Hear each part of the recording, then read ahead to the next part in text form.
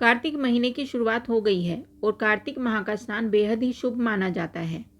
इस दौरान भगवान विष्णु का पूजन करने से उनके साथ ही माता लक्ष्मी का भी आशीर्वाद मिलता है। कार्तिक महीना शुरू हो गया है। हिंदू धर्म में इस महीने का विशेष महत्व है। कहते हैं कि यह भगवान विष्णु का प्रिय महीना है और इस महीने पवित्र नदियों में स्नान करने से पुण्य मिलता है। कहते हैं कि इस माह में भगवान विष्णु अपने योग निद्रा से जाग जाते हैं। उसके बाद ही हिंदू धर्म में मांगलिक कार्यों की शुरुआत होती है। कार्तिक मास में ही करवा चौथ, अहोई अष्टमी, दीपावली, गोवर्धन और भैया दूज जैसे महत्वपूर्ण त्यौहार आते हैं।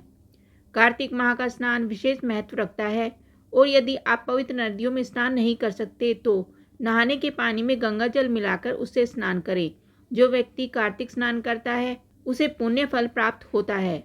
साथ ही इस दौरान स्नान के बाद पूजा करनी चाहिए और फिर कथा भी पढ़नी चाहिए। कार्तिक मास की कथा। एक नगर में एक ब्राह्मण दंपत्ति रहते थे और वे प्रतिदिन 7 कोस दूर गंगा व यमुना नदी में स्नान करने जाते थे। इतनी दूर आने जाने से ब्राह्मण की पत्नी थक जाती थी, इसलिए एक दिन उसने अपने पति से कहा कि हमारा एक पुत्र होता तो कितना अच्छा रहता। पुत्र के बहू आती तो हमें घर वापस आने पर खाना बना हुआ मिलता और बहू घर का काम भी कर देती। अपनी पत्नी की बात सुनकर ब्राह्मण ने कहा कि तू सही कह रही है, चल मैं तेरे लिए बहू ला ही देता हूँ। ब्राह्मण ने कहा कि एक पोटली में आटा डालकर कुछ मोहरे रख दे। ब्राह्मण के कहे अनुसार उसने पोटली बांधकर दे दी। पोटली लेकर ब्राह्मण चला गया। ब्राह्मण को सफ़र के दौरान यमुना के किनारे बहुत ही सुंदर लड़कियां दिखाई दी। वे रेत में घर बनाकर खेल रही थी। उसमें से एक लड़की ने कहा कि मैं अपना घर नहीं बिगाड़ूंगी, मुझे तो रहने के लिए घर चाहिए। लड़की की बात सुनकर ब्राह्मण मन ही मन सोचने लगा कि बहू बनाने के लिए यही लड़की उचित है। जब वह लड़की जाने लगी तो ब्राह्मण भी उसके पीछे पीछे उसके घर तक पहुंच गया और वहां जाकर ब्राह्मण ने उस लड़की से कहा, बेटी, कार्तिक मास चल रहा है, इसलिए मैं किसी के घर खाना नहीं खाता।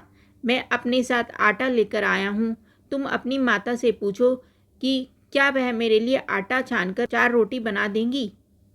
यदि वह मेरा आटा छानकर रोटी बनाएंगी तो ही मैं रोटी खाऊंगा।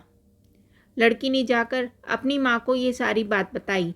माँ ने कहा, ठीक है, जाओ ब्राह्मण से कह दो कि वह अपना आटा दे दे, मैं रोटी बना दूंगी।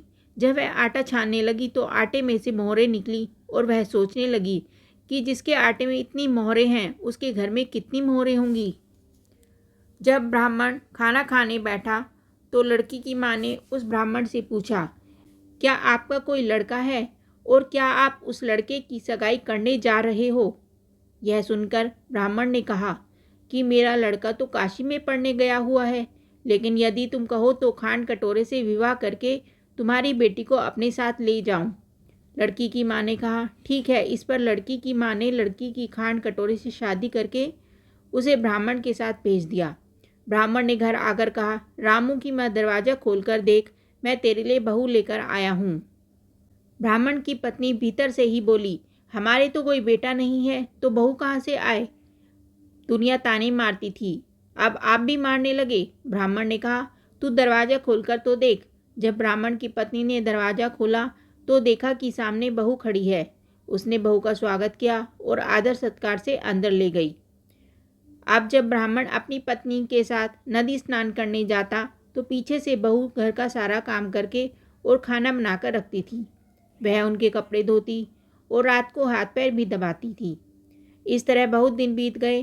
ब्राह्मणी ने अपनी बहू से कहा कि बहू, कभी भी चूल्हे की आग मत बुझने देना और मटके का पानी खत्म मत होने देना। परंतु एक दिन चूल्हे की आग बुझ गई। यह देखकर बहू घबरा गई और भागी भागी अपनी पड़ोसन के पास गई और कहा कि मेरे चूल्हे की आग बुझ गई है, मुझे थोड़ी आग चाहिए।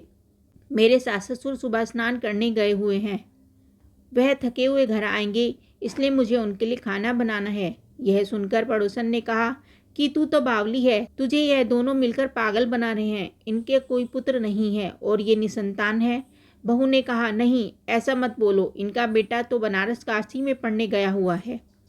इस पर पड़ोसन ने कहा कि यह तुझे झूठ बोलकर लाए हैं, मेरी बात सच मान, इनके कोई बेटा नहीं है।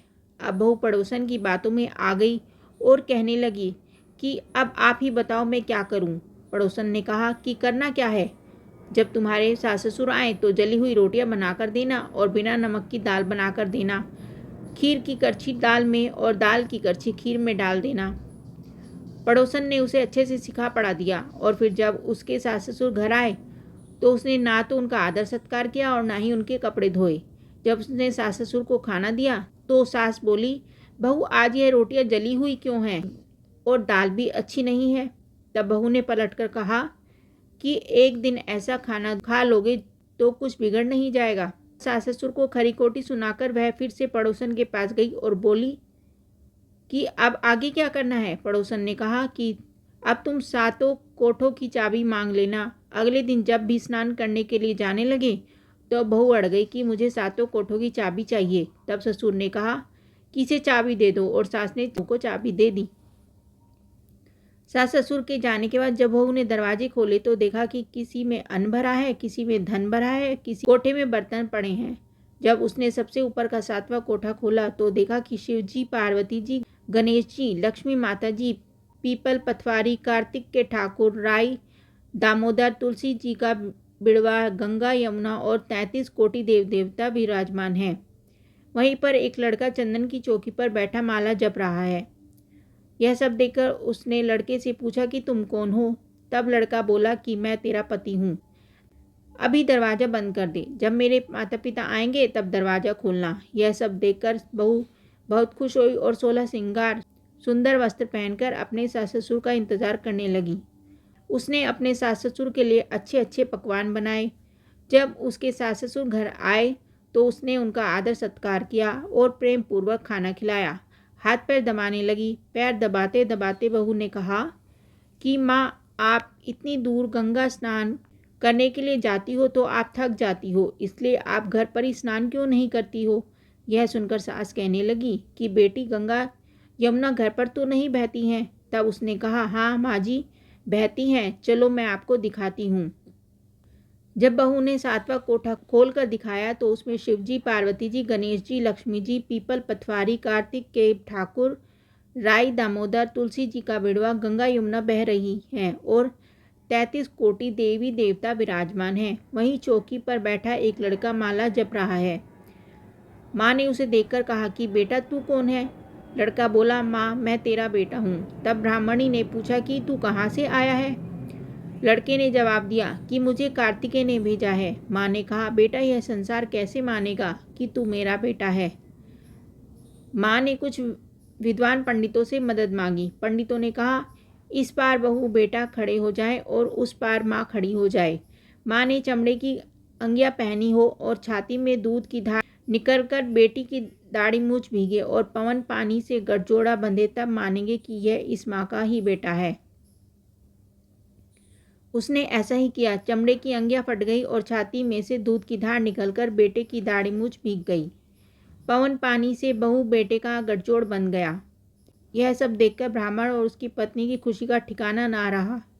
जैसे ब्राह्मण और ब्राह्मणी को बहू बेटा दिया वैसे सबको देना। कहते ही इस कथा को पढ़ने से मनुष्य की सभी मनोकामनाएं पूर्ण होती हैं।